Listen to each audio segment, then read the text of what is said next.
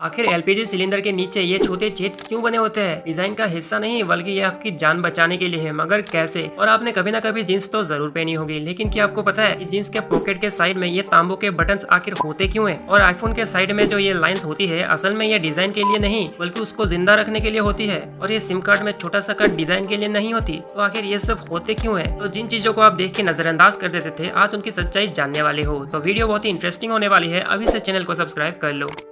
Number 1, अक्सर आपने देखा होगा कि हर घर में एलपीजी सिलेंडर तो होता ही है, लेकिन शायद ही आपने ध्यान दिया होगा सिलेंडर के नीचे बने इन छोटे छेदों पर। अगर आप इन छेदों को सिर्फ डिजाइन का हिस्सा समझते थे तो आप गलत हो, बल्कि ये छेद एक इम्पोर्टेंट सेफ्टी फीचर का काम करते हैं। दरअसल जब सिलेंडर जमीन पर लंबे समय तक रखा हुआ होता है तो उसके नीचे नमी या पानी जमा हो सकता है, और अगर ये नमी अंदर अटक जाए तो सिलेंडर में रस्ट लगने का खतरा होता है। लेकिन इन छेदों की वजह से हवा आसानी से अंदर बाहर होती रहती है, जिससे नमी रुक नहीं पाती, और इससे सिलेंडर सेफ और लॉन्ग लास्टिंग रहता है। और सबसे बड़ी बात तो ये है कि अगर कभी नीचे से हल्का सा गैस लीक हो जाए तो ये छेद गैस को बाहर निकालने का काम भी करते हैं। मतलब सिलेंडर के स्टैंड के अंदर गैस जमा नहीं होती और ब्लास्ट या प्रेशर बढ़ने का रिस्क भी बहुत कम हो जाता है। नंबर 2, जीन्स तो आजकल हर कोई पहनता है, पर क्या आपने कभी नोटिस किया है जेबों के कोने पर लगे इन छोटे तांबों के बटन्स को? देखने में यह सिर्फ डिजाइन के लिए लगाया गया जैसा लगता है, लेकिन असल में यह जीन्स का सबसे बड़ा सीक्रेट है। चलो समझाता हूँ कैसे। दरअसल इन्हें रिवेट्स कहा जाता है और इनका काम है जीन्स को फटने से बचाना। अक्सर जब आप जेब में कुछ भारी चीजें डालते हो तो ये जीन्स काफी प्रेशर झेलती है और जीन्स के फटने का चांस भी बहुत ज्यादा हो जाता है। तो रिवेट्स वही जगह पर लगाए जाते हैं जहाँ कपड़ा सबसे ज्यादा खींचता है, और इनको लगाने से जीन्स ज्यादा मजबूत और लॉन्ग टाइम तक लास्टिंग करता है। लेकिन सिर्फ यही नहीं, अब सुनो इसके पीछे की असली कहानी। दरअसल 18 के दौर में अमेरिका के मजदूर और सैनिक दिन भर पत्थर, मिट्टी और कठिन हालातों में काम करते थे।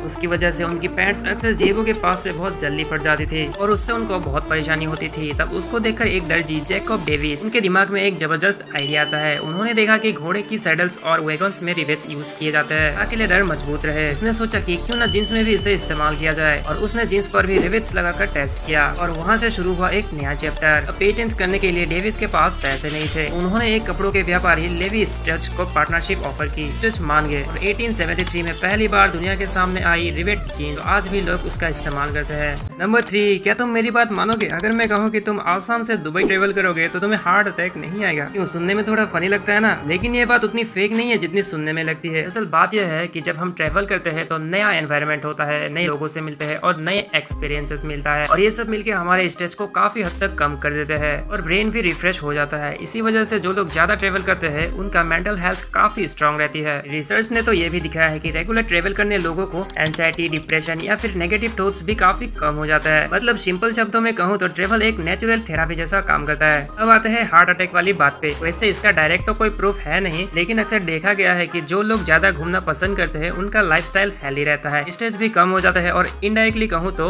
उनका हार्ट भी ज्यादा हेल्दी रहता है। तो अगर तुम भी बोरिंग रूटीन से थक चुके हो और स्ट्रेस या एंजाइटी फील कर रहे हो तो दोस्तों के साथ एक ट्रिप पर निकल जाओ। मजा भी आएगा, हेल्थ भी बेटर होगी और मेमोरीज तो रहेगी लाइफ टाइम।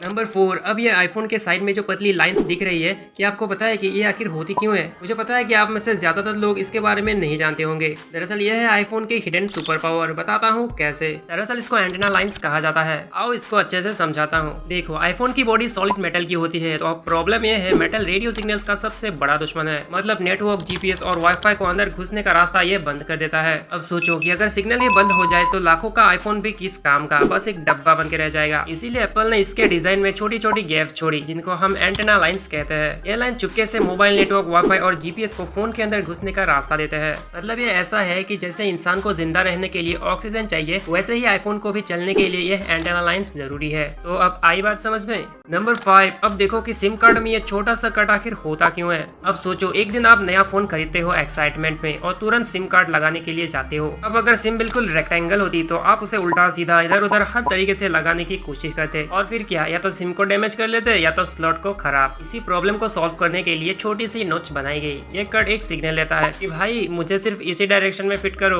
इससे अब चाहे फोन चाइना का हो या अमेरिका का, चाहे फीचर फोन या हो या फ्लैगशिप, आज ये एक छोटा सा कट सब जगह यूनिवर्सल लैंग्वेज बन चुका है। और सोचो, दुनिया के लाखों करोड़ों डिवाइसेस में एक ही सिम स्टैंडर्ड काम करता है, सिर्फ इस एक छोटे से कट की वजह से। छोटी सी चीज लेकिन बहुत बड़ा काम। जिसे हम डिजाइन का हिस्सा समझते थे वो एक्चुअली है टेक्नोलॉजी की जेन्युइन सिंप्लिसिटी।